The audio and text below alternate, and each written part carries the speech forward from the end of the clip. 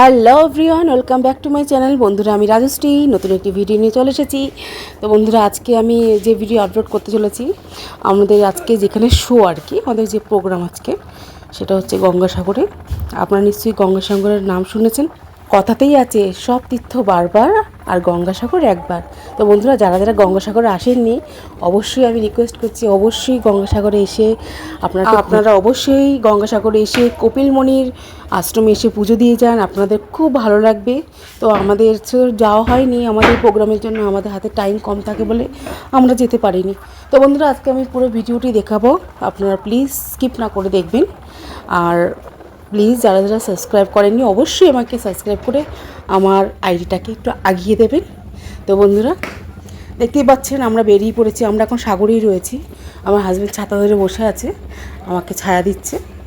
তো আমার পেছনেই সব মিউজিক ম্যান, আমার বাকি সব আর্টিস্টরা বসে আছে, আমার সাজঘরের লোকরা বসে আছে। তো আমি গঙ্গাসাগরে যখন গিয়েছিলাম, আমার অনুভূতিটাই পুরো অন্যরকম ছিল। তো আমার খুব ভালো লেগেছে। তো শো চলাকালীন আমাদের অনেক জায়গায় ঘুরতে হয়। তো কিছু কিছু ক্লিপ আমি ধরে রাখার চেষ্টা করি, কিন্তু সময়ের জন্য, এডিটিংয়ের জন্য আমি হয়তো করতে পারি না। তো বন্ধুরা, বেশি কথা বলছি না, আপনারা খালি অনুভূতিটা ফিল করুন, এই সাগরের অনুভূতি আর বাকি অনুভূতিগুলো আপনারা ফিল করুন। আমরা কোথায় কোথায় যাচ্ছি। কোনো অপারেশনই এখন হয়নি, 1 মাস পরে ছেড়ে দাও, এটা ছেড়ে দাও। যাও বলো, রাস্তাঘাট চেনো না? মানুষ দেখা বলছে যেখানে চালবো সেখানে নিয়ে চলবে। গঙ্গাসাগর তো নিয়ে যাবো, বল বলছে না, বাড়িতে নামাও নি ওনাকে। আর মানুষ ওকে গাঁজা খাই।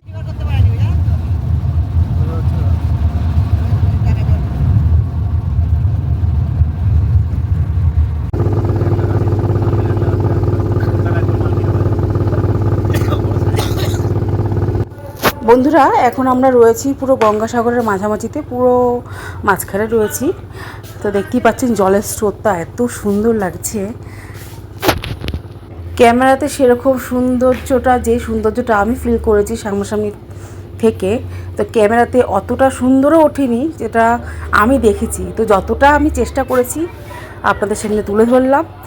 সবাইকে বলছি, অবশ্যই গঙ্গাসাগরে এসে একবার অন্তত ঘুরে যান, আপনাদের খুব ভালো লাগবে।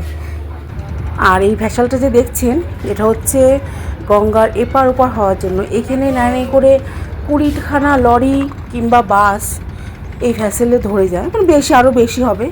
সেদিনকে আমি দেখেছিলাম 25খানা টোটাল লরি এবং বাস মিলিয়ে গঙ্গা পুরো পার হয়েছে।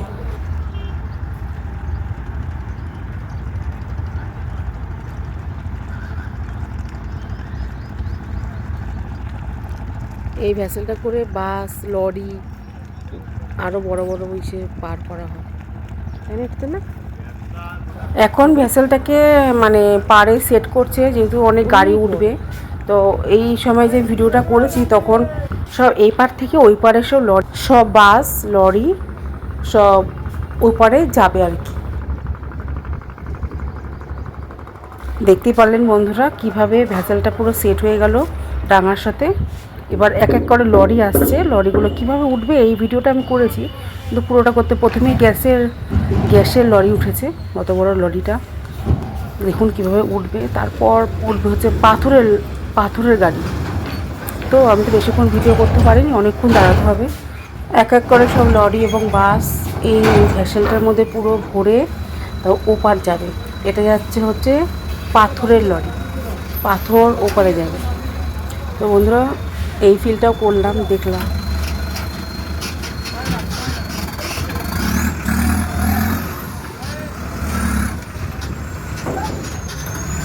তো বন্ধুরা, আমরা এখন স্পটে পৌঁছে গেছি, কিন্তু আমাদেরকে যেখানে থাকতে দিয়েছিল সেখানে একটা চায়ের দোকান কেন, কোনো দোকানই ছিল না। যাকে জিজ্ঞাসা করছি সেই বলছে গঙ্গা পার হয়ে যেতে হবে, 5 কিলোমিটার হেঁটে যেতে হবে। ওখানকারই এক দাদার সাথে পরিচয়, উনি বাইকটা দিল আমাদেরকে চা খেতে যেতে। তো গঙ্গা পার হয়ে ফাইনালি চা খেয়ে আসলাম।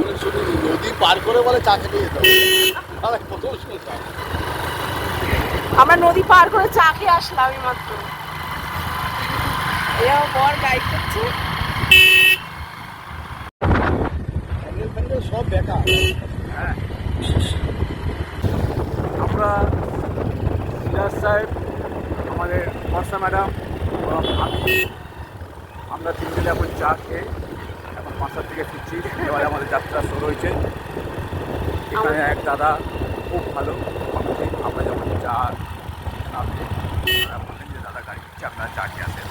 সেই ভাইকেও আমাদের পক্ষ থেকে আমরা থ্যাংকস জানাই। আমাদের খুব ভালো ড্রাইভ করছেন আমাদের সিরাজবাবু, রয়েছেন ওনার সহকর্মী আমাদের বর্ষা ম্যাডাম, এবং ওদের সঙ্গে সঙ্গ দিয়ে আমরা একটু চা পান করলাম। এটা খুব ভালো কালচার নেই। আজকে আনন্দটা কেমন হচ্ছে গরমের মধ্যে? দাদা গরমটা মালুমই হচ্ছে না। গাড়িটাতে গাড়ির দুপুরে হাওয়া, গ্রামের মধ্যে দিয়ে যাচ্ছি। এখানে 1 কিলোমিটারের মধ্যে কোনো খাবারের দোকান বা চায়ের দোকান নেই, তাই আমরা অনেক দূরে গিয়ে চা খেতে গেলাম। আমরা তো শহরের লোক, চা না খেলে আমাদের চলে না, ঠিক আছে, মাথাটা ঝিমঝিম করে। তাই চা খেলাম, তাই চা খেয়ে আবার ফিরছি বাসায়। এবার খাওয়া দাওয়া করবো, ঘুমাবো, সন্ধ্যায় যাত্রা করতে যাবো।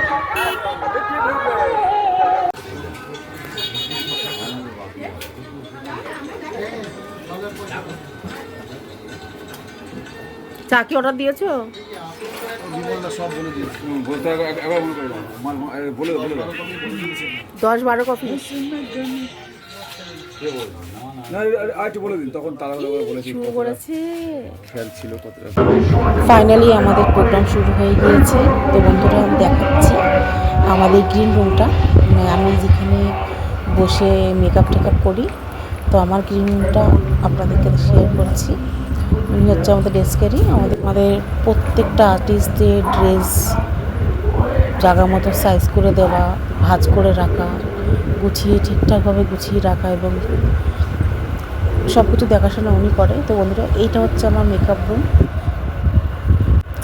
আর এই ভিডিওটা আমি করেছি ঠিক 5:30টার দিকে। বলুন আপনারা যারা যেটা এই ভিডিওটা দেখছেন, ভিডিওটা ঠিক কেমন লাগছে। পুরো অনুভূতিটাই পুরো আলাদা। আমরা যে এই সিনারিটার ছবিটা আমরা প্রত্যেক জায়গায় পাই, কিন্তু রিয়েল যেটা আমি তুলেছি সেটা আমি নিজেও ভাবতে পারিনি যে এরকম একটা দৃশ্যের ছবি তুলতে পারবো কিংবা ভিডিও করতে পারবো।